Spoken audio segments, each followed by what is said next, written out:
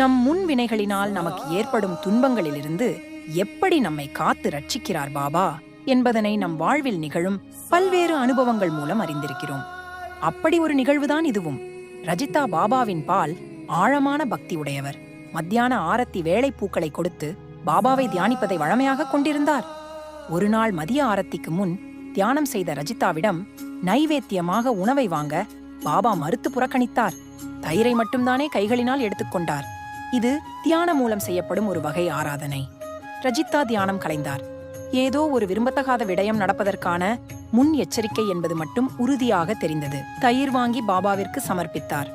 பகலாரத்தி நிறைவடைந்ததும் ரஜிதா தனது கைபேசியை எடுத்து பார்த்தபோது அதில் அவரது அண்ணி பல தடவைகள் ரஜிதாவிற்கு அழைப்பை மேற்கொண்டிருந்தார். குறுஞ்செய்தி ஒன்று வந்திருந்தது. அதில் அவரது சகோதரர் மிக கடுமையான நோயினால் பாதிக்கப்பட்டு மருத்துவமனையில் சிகிச்சைக்கு அனுமதித்திருப்பதாக இருந்தது. மிகுந்த மனவேதனைக்கு ஆளானார்கள். பாபா தியானம் மூலம் காட்டிய சமிக்ஞை இதுதான். பாபாவினால் இதனை தீர்த்து அருள முடியும் என்ற ஆழமான நம்பிக்கை ரஜிதாவிற்குள் வேரோடி இருந்தது. பாபாவிடம் மிகுந்த நம்பிக்கையுடன் வேண்ட ஆரம்பித்தார். சகோதரனை தனிமைப்படுத்தி பல்வேறு பரிசோதனை மூலம் அவருக்கு காசநோயின் தாக்கம் இருப்பதாக கண்டுபிடித்தார்கள். அவருடன் வேலை பார்த்த நபரிடமிருந்து தொற்று ஏற்பட்டிருந்தது.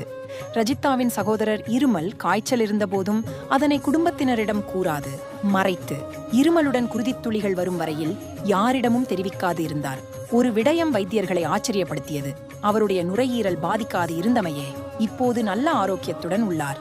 ஆனால் பாபா இதனுடன் முடிக்க விரும்பாது தொடர்ந்து இறையும் குருவும் நம் வரதராஜ விநாயகரும் ஜீவாதார சாயும் நிகழ்த்திய அடுத்த பாகங்களை காண்போம்.